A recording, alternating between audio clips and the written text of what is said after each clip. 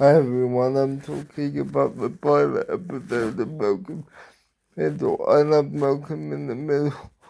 Oh, it's when he gets inducted into the Crown path after taking the special IQ test, and he really doesn't want to do it. And it's a fantastic introduction to the character.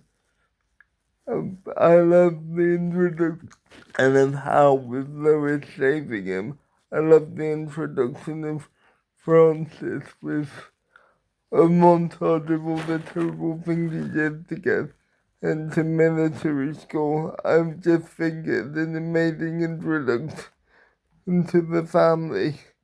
It's one of the best episodes for sure and a really good pilot episode, and I love that Malcolm was reluctant to be friends with Stevie and Lois forcing him into it only for them to be best friends in the end. What a great first episode by everyone.